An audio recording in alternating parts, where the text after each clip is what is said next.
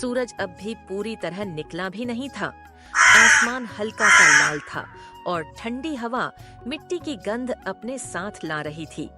सोनपुर गांव धीरे धीरे जाग रहा था। कच्चे घरों की छतों से धुआं उठने लगा था। कहीं कोई औरत चूल्हा फूंक रही थी, कहीं कोई बूढ़ा खांसते हुए बाहर बैठा था। लेकिन इस सुबह में भी एक अजीब सी उदासी थी, क्योंकि यह अकाल का तीसरा साल था। सोनपुर कभी हरा भरा गांव था। खेतों में लहलहाती फसलें, नदी में छलछलाता पानी और शाम को चौपाल पर हंसी ठिठोली। लेकिन अब खेतों में दरारें थीं, कुएं सूख चुके थे, बैल कमजोर हो गए थे और लोगों की आंखों में डर बस गया था। कई परिवार गांव छोड़कर शहर चले गए थे। जो बचे थे वे सिर्फ उम्मीद के सहारे जी रहे थे। रामू की उम्र कोई 35-36 साल रही होगी। चेहरा सांवला, शरीर दुबला, हाथों में छाले और आंखों में गहरी थकान। लेकिन उसकी आंखों में एक चीज हमेशा जिंदा रहती थी, ईमानदारी। रामू के पास सिर्फ आधा बीघा जमीन थी। वह जमीन उसके पिता ने छोड़ी थी। पिता ने मरते समय कहा था, बेटा, जमीन छोटी है लेकिन मेहनत बड़ी रखना। रामू ने यह बात दिल में बसा ली थी। इसी गांव के आखिरी छोर पर एक टूटी सी झोपड़ी थी। यही घर था रामू का। रामू की पत्नी सीता बहुत शांत स्वभाव की थी। चेहरे पर हमेशा सादगी, आंचल में घर की जिम्मेदारी। घर में चाहे अनाज हो या न हो, सीता कभी शिकायत नहीं करती। वह जानती थी, रोने से पेट नहीं भरता, हौसले से भरता है। उनकी बेटी गुड़िया सिर्फ 8 साल की थी, लेकिन हालात ने उसे उम्र से पहले समझदार बना दिया था। कई रातें ऐसी होती जब घर में सिर्फ एक रोटी होती। सीता उसे गुड़िया को दे देती और खुद पानी पीकर सो जाती। गुड़िया आधी रोटी खाकर कहती, अम्मा आप भी खाओ। रामू यह सब देखता और चुपचाप बाहर निकलकर आसमान की ओर देखकर आंसू पोंछ लेता। एक दिन हालात बहुत बिगड़ गए। घर में अनाज बिल्कुल खत्म हो गया। रामू ने कुल्हाड़ी उठाई और बोला, आज जंगल जाऊंगा, कुछ लकड़ी ले आऊंगा, शायद बेचकर थोड़ा अनाज मिल जाए। सीता ने कुछ नहीं कहा, बस चुपचाप रामू के हाथ में पानी की छोटी मटकी थमा दी। बाबा जल्दी आना। रामू मुस्कुराया, लेकिन दिल भारी था। जंगल आज कुछ अलग लग रहा था। हवा रुक सी गई थी, पत्ते भी जैसे सांस रोक कर खड़े थे। चलते चलते रामू को बहुत प्यास लगी। मटकी में पानी बहुत कम बचा था। तभी उसने देखा, पीपल के पेड़ के नीचे एक बूढ़ा साधु बैठा था। साधु की आंखें बंद थीं, चेहरा तेजस्वी लेकिन शरीर बहुत कमजोर। साधु ने धीमी आवाज में कहा, बेटा पानी। रामू एक पल के लिए रुका। उसके दिमाग में ख्याल आया, ये पानी मैंने अपने लिए रखा है, दिन भर काम करना है। लेकिन अगले ही पल उसने मटकी आगे बढ़ा दी। महाराज पी लीजिए। साधु ने पानी पिया। उसकी आंखों में चमक आ गई। तुम गरीब हो लेकिन दिल से बहुत अमीर हो। साधु ने अपनी झोली से एक छोटा सा बीज निकाला। वह बीज अजीब था। उसे हल्की सुनहरी रोशनी निकल रही थी। इसे अपने घर के आंगन में लगाना। यह केवल सच्चे दिल वाले के लिए फल देगा, लालच इसे नष्ट कर देगा। रामू ने चरण छुए। जब उसने सिर उठाया, साधु वहां नहीं था, जैसे वह कभी था ही नहीं। रामू का शरीर कांप गया। उसने बीज को कपड़े में लपेटा और सीधा घर की ओर चल पड़ा। घर पहुंचकर रामू ने बीज को सीता के हाथ में दिया। सीता ने पूछा, यह क्या है? शायद हमारी किस्मत। सीता ने बिना सवाल किए बीज को संभाल लिया। उस रात घर में भूख थी, लेकिन दिल में उम्मीद पहली बार जागी थी। उस रात सोनापुर गांव में अजीब सी खामोशी थी। आसमान में तारे थे, लेकिन चांद बादलों के पीछे छिपा हुआ था।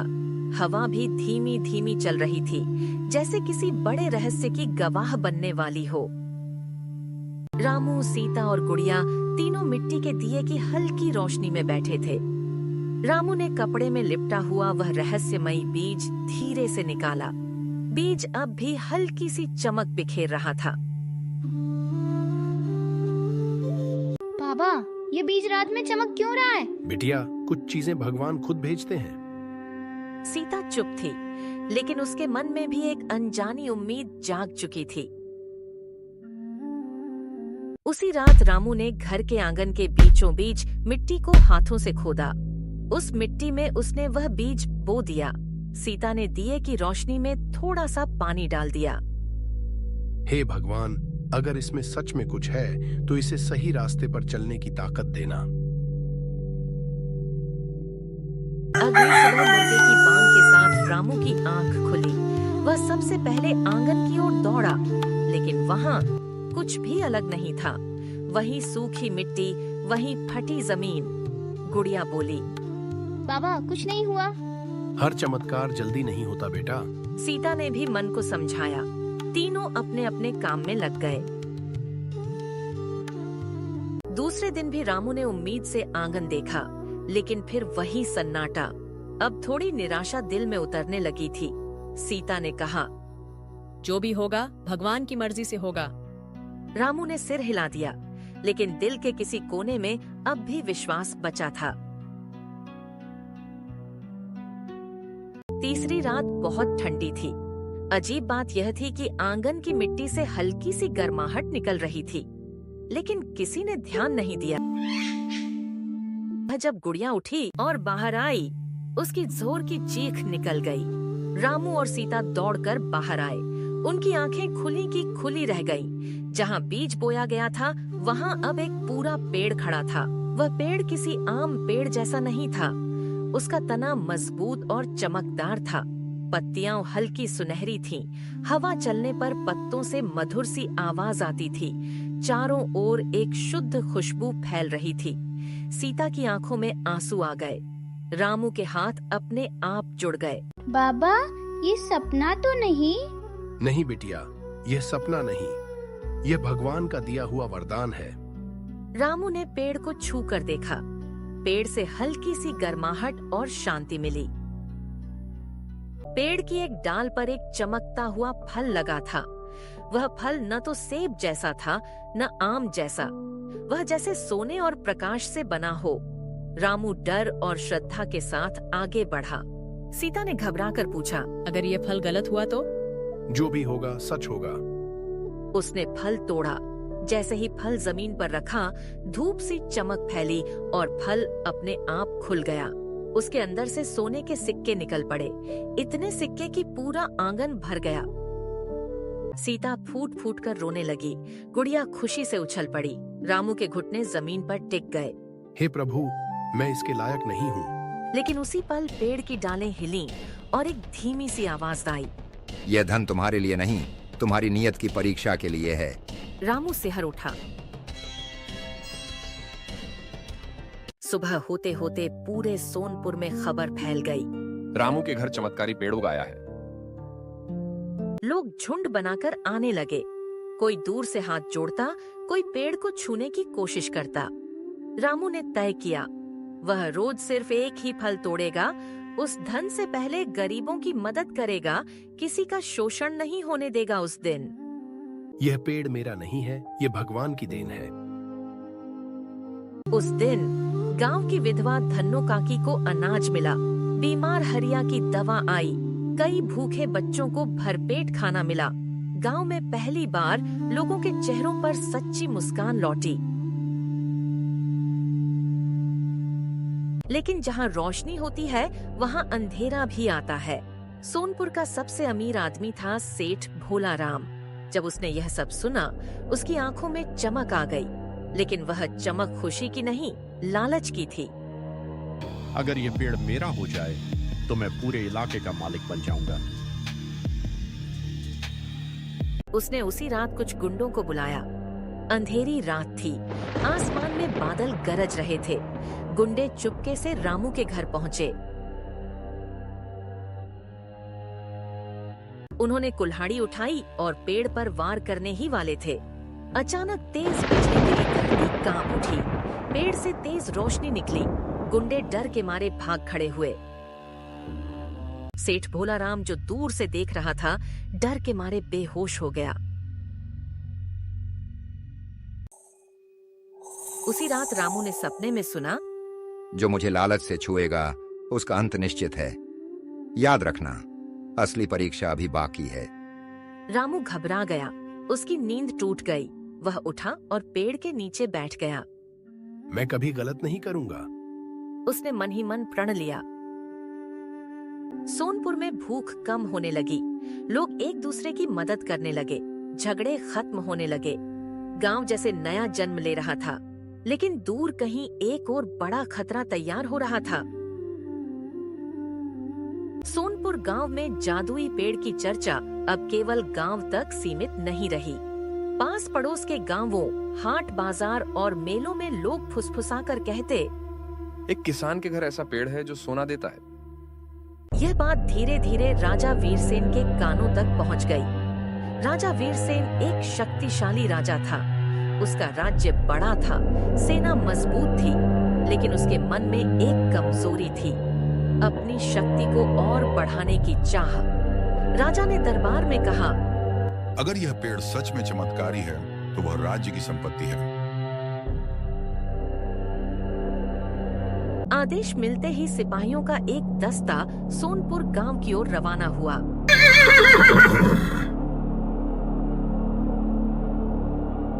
जिस दिन सिपाही गांव पहुंचे, पूरा सोनपुर सहम गया।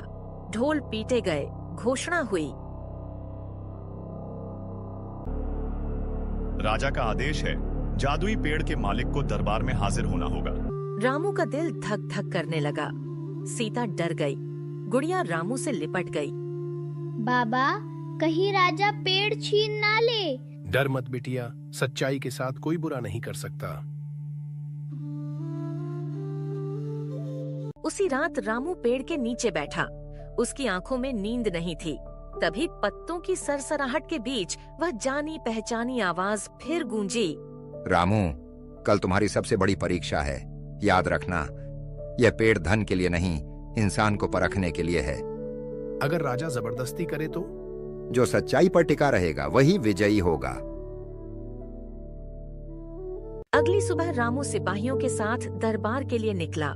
गांव के लोग रास्ते तक छोड़ने आए। किसी ने पानी दिया, किसी ने दुआ। सीता की आंखों में आंसू थे, लेकिन चेहरे पर विश्वास।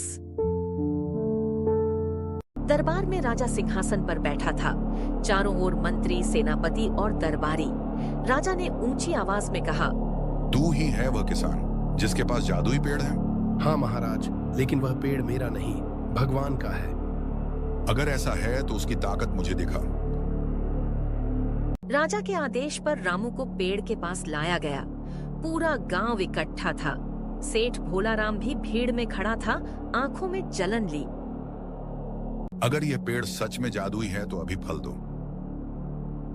रामू कांपते हाथों से पेड़ की ओर बढ़ा। उसने पहली बार दिल में डर महसूस किया। उसने फल तोड़ा, लेकिन इस बार न सोना निकला, न चमक हुई फल सूखा सा जमीन पर गिर पड़ा। राजा गुस्से से चिल्लाया, ये धोखा है। अचानक आसमान में बादल छा गए। तेज हवा चली। पेड़ से आवाज गूंजी, यह पेड़ लालच के लिए नहीं है। जिसने इसे जरूरत में बांटा वही इसका अधिकारी था। पेड़ की डालें हिलने लगी। तेज रोशनी फैली। सभी लोग डर से पीछे हट गए। पेड़ ने फिर कहा, राजा हो या रंक, जो केवल अपने लिए मांगता है उसे कुछ नहीं मिलता। राजा के हाथ कांपने लगे। उसकी आंखें खुल गईं। राजा सिंहासन से उतरकर रामू के सामने घुटनों पर बैठ गया। मुझसे गलती हो गई। मैंने शक्ति को सेवा से ऊपर समझ लिया। इस गांव पर कोई कर नहीं लगेगा। रामू सम्मानित रहेगा। तभी जादुई पेड़ धीरे धीरे प्रकाश में बदलने लगा। उसकी जड़ें जमीन से उठीं, पत्ते हवा में चमकने लगे। आखिरी बार आवाज आई, याद रखना, जादू पेड़ों में नहीं, इंसान के कर्मों में होता है। और फिर पेड़ आकाश में विलीन हो गया। उस जगह केवल एक पत्थर रह गया जिस पर लिखा था, सच्चाई, करुणा और त्याग, यही अमर धन है। रामू फिर साधारण किसान था, लेकिन अब गांव में कोई भूखा नहीं था। लोग एक दूसरे का सहारा बने। राजा भी न्यायप्रिय बन गया। गुड़िया पढ़ लिख कर गांव की पहली शिक्षिका बनी। सीता की आंखों में अब चिंता नहीं, सुकून था और सोनपुर गांव एक मिसाल बन गया।